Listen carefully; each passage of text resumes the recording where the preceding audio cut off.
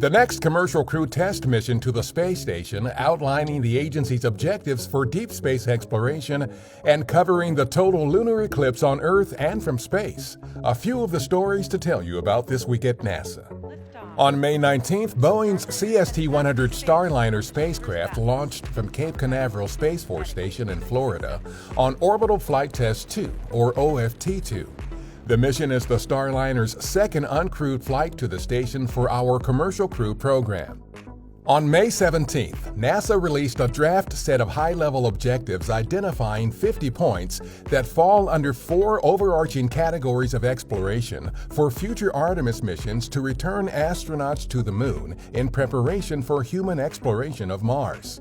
The agency is asking U.S. industry, academia, international communities, and other stakeholders to provide input on these deep space exploration objectives. Learn more at nasa.gov/moon to Mars.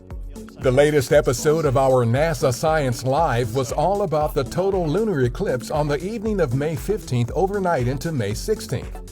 It featured NASA experts and live views of the eclipse from around the world. Meanwhile, our Lucy spacecraft captured the imagery of the eclipse seen in this time-lapse when the traveling spacecraft was about 64 million miles from Earth. It shows Earth on the left and the Moon on the right, which can be seen disappearing into darkness as it passes through Earth's shadow. The Lucy spacecraft is on its way to study Jupiter's Trojan asteroids. Dust on the solar panels of our InSight Mars lander is causing the spacecraft to gradually lose power. As a result, the InSight team anticipates that the lander will become inoperative by the end of this year.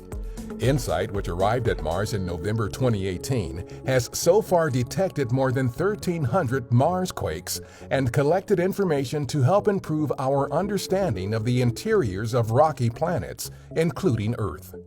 NASA's Cold Atom Lab, the first ever quantum physics facility aboard the International Space Station, has been used to shape atoms of gas cooled to nearly absolute zero, or about minus 459 degrees Fahrenheit, into extremely thin hollow spheres. This is similar to how liquids behave in microgravity and can't be duplicated on Earth.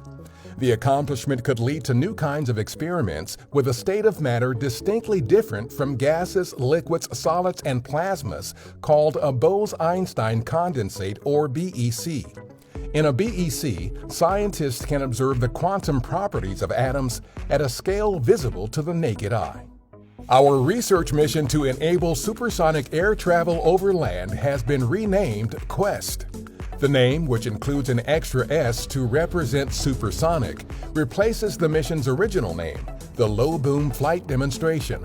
Through Quest, NASA plans to demonstrate that the X-59 research aircraft can fly faster than sound without generating the loud sonic booms supersonic aircraft typically produce. That's what's up this week at NASA. For more on these and other stories, follow us on the web at nasa.gov/twan.